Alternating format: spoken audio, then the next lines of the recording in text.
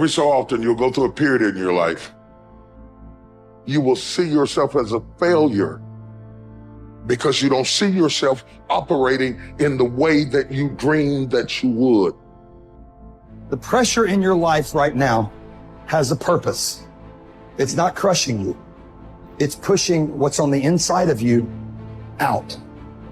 It shows you who you are. It's how you find out what's on the inside of you. I want to remind y'all of the power of the mind.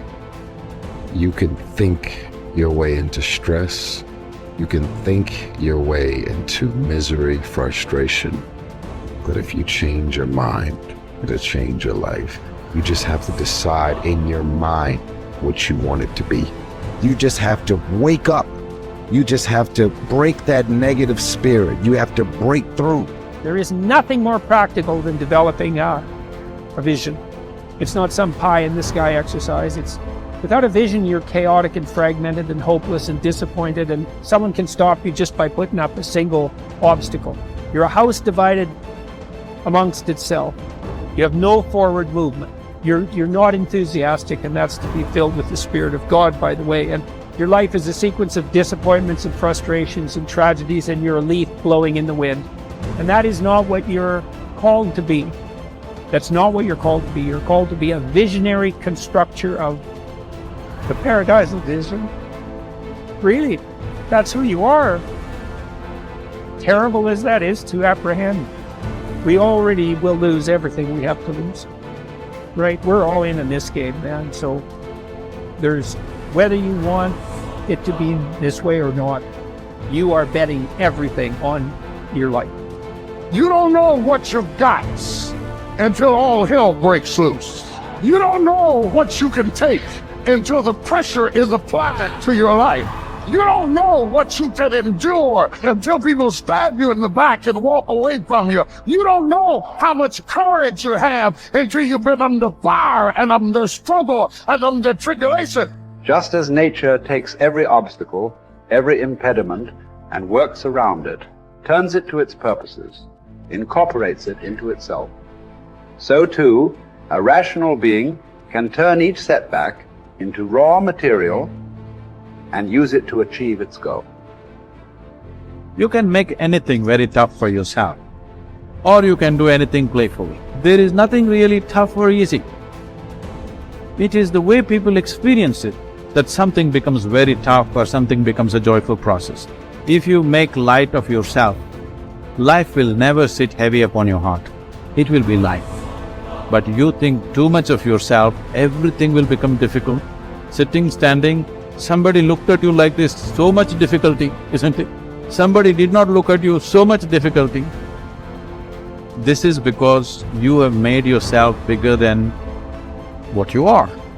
You have ideas about yourself, exaggerated ideas about yourself. If you become too serious about who you are, then everything becomes difficult. If you carry yourself lightly, then everything is with ease.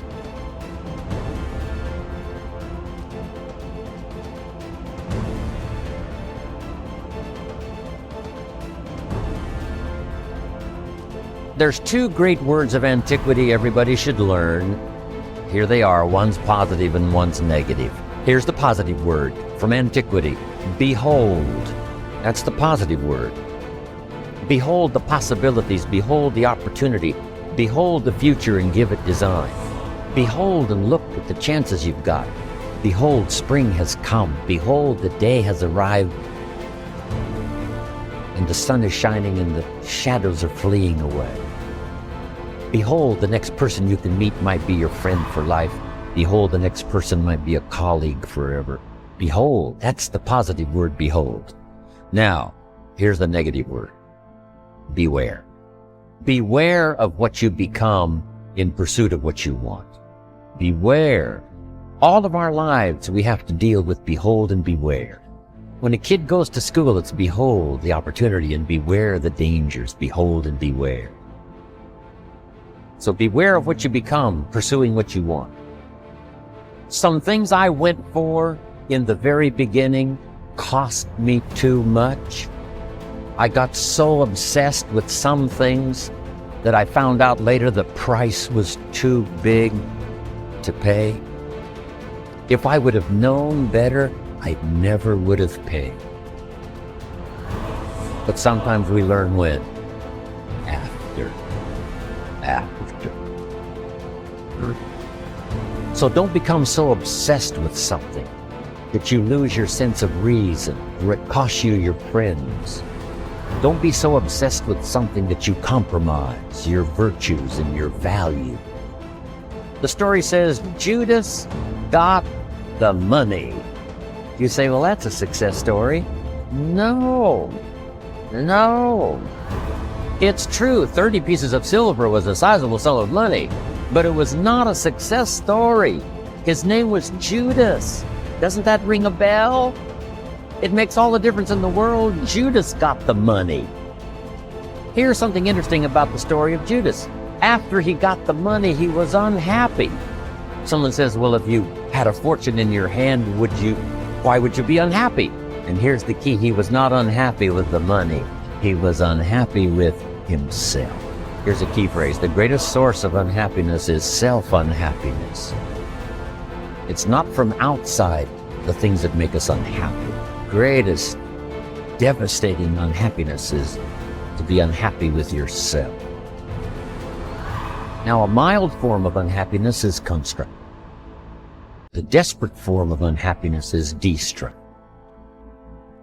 It's like worry. We should all worry a little, but not let it destroy our lives.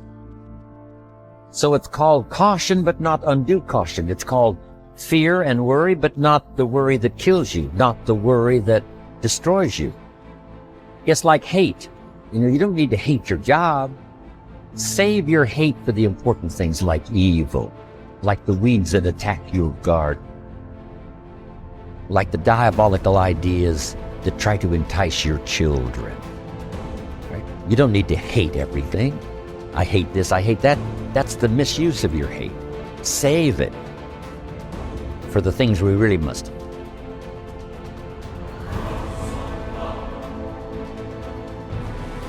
How long are you going to wait before you demand the best for yourself and in no instance bypass the discriminations of reason? You have been given the principles that you ought to endorse, and you have endorsed them. What kind of teacher, then, are you still waiting for in order to refer your self-improvement to him? You are no longer a boy, but a full-grown man. If you are careless and lazy now and keep putting things off and always deferring the day after which you will attend to yourself, you will not notice that you are making no progress, but you will live and die as someone quite ordinary. From now on, then, resolve to live as a grown-up who is making progress, and make whatever you think best a law that you never set aside. And whenever you encounter anything that is difficult or pleasurable or highly or lowly regarded, remember that the contest is now. You are at the Olympic Games. You cannot wait any longer, and that your progress is wrecked or preserved by a single day in a single event. Success is both a journey and a destination, isn't it? It is both the steady, measured progress toward a goal and the achievement of a goal. Success is an accomplishment, whether it be great or small, and it's an understanding of the potential and power of an entire human life. Success is an awareness of value, and it's the cultivation of value through discipline. It can be tangible or intangible. Success is a process of turning away from something in order to turn toward something else. From no exercise to exercise, from candy to fruit, from not investing to investing. Success is responding to an invitation to change, to grow, to develop, to become, to move up to a better place with a better vantage point. But most of all, success is making your life what you want it to be, considering all the possibilities, considering all the examples. What do you want for your life? That is the big question. Remember, success is not a set of standards from our culture, but rather a collection of personal values, clearly defined and ultimately achieved. Success is your better life for you, the design you give it, the dreams you accomplish. Making your life what you want it to be for you That is success.